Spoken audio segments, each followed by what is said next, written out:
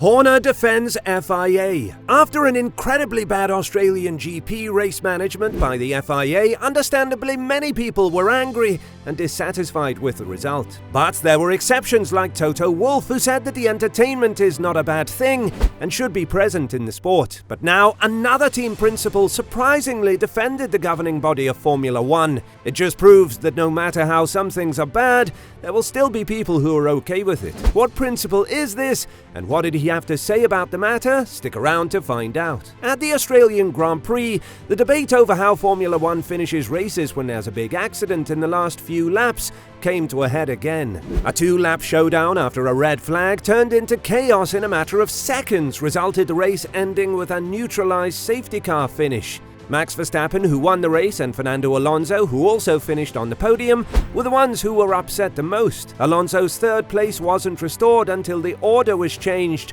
right before the checkered flag was raised. Fans were also upset because they thought F1 was putting the show first by trying to make sure there was a green flag finish. Basically, what happened was, when Kevin Magnussen hit the wall coming out of turn 2 on lap 53 of 58, everyone thought the race would end behind the safety car, but the safety car was called for at first, and then it was decided to throw a red flag, which would give us a two-lap showdown to decide the winner.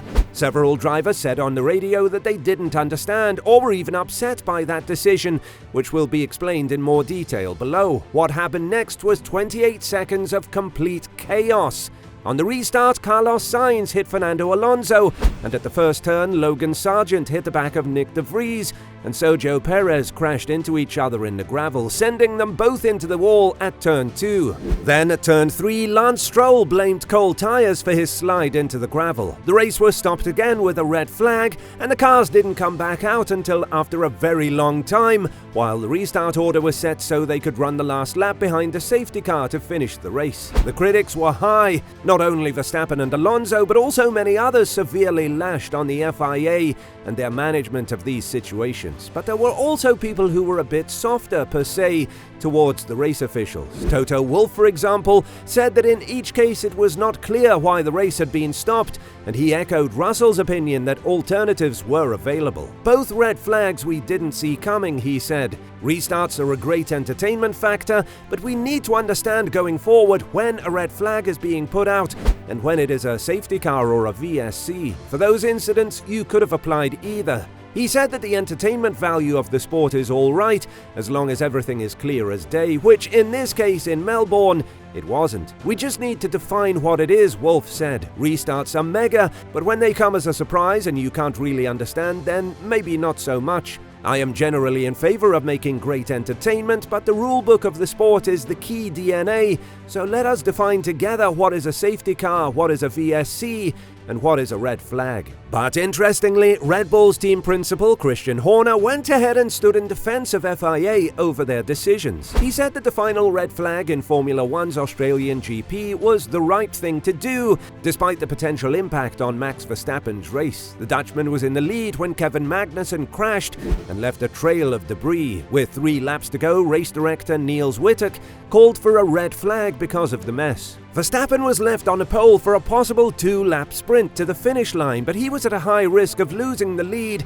because he had gotten a bad start at the 2 previous starts. In the end, Verstappen did get to the first turn in first place, and another red flag made it irrelevant because the final race order was already set at that point. It was always going to be hugely frustrating when you get a red flag and a restart with 3 laps to go, said Horner when asked about the tricky circumstances. When you're the leader, you can only lose from that point. You can understand the rationale between wanting to finish under racing conditions rather than cruising behind the safety car for 3 laps. They might have been able to clear the circuit and get it going. I don't know. Like all these things, there's always something to learn. The idea of using red flags late in a race to make sure it ends has come up often at meetings of team bosses. In the past, most teams have stayed away from them, but Horner says he's open to the idea. It's something that has been discussed, he said. I think there's always been a preference to finish under racing conditions, so if by stopping the race enabled them to tidy up the circuit, so rather than cruise out the remaining laps under a safety car, it's the right thing to do. The problem is, when you're the lead car and you've been controlling a 10-second lead all afternoon, suddenly it's a massive variable that becomes a bit of a lottery. After the last red flag, the final restart order for the one-lap run to the flag behind the safety car was not clear. One version could have put Sergio Perez of Red Bull ahead of Lance Stroll in 4th place if the safety car's two-line order had been used right after the last start. Horner further said that there was a situation where it was uncertain if a team had crossed the safety car line, which reminded him of the 2022 Silverstone race. However, they received great support from the operations room, which has all the necessary data in a calm environment.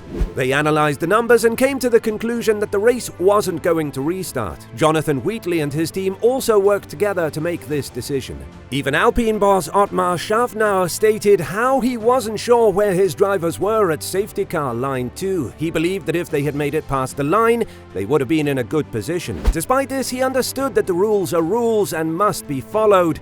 He also mentioned that he did not question the red flag triggered by Magnussen's accident, as there was metal debris on the track that needed to be cleared for safety reasons. He explained that if there were magnesium shards on the track, they needed to be removed to avoid any potential hazards. Even if it was just rubber debris, they would still remove it to ensure the safety of the drivers. No matter what F1 does, they can't win.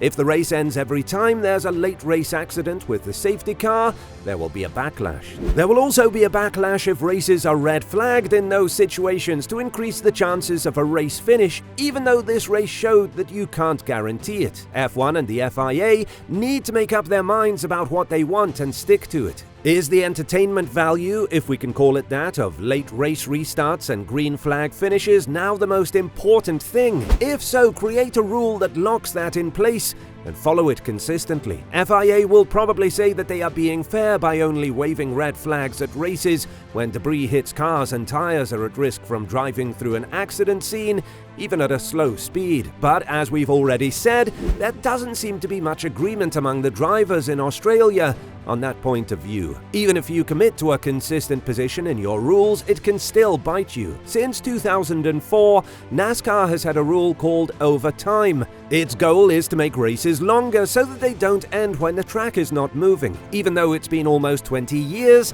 they're still arguing over the merits of it. Most recently, they had a lot of trouble trying to finish the race on the Austin F1 track.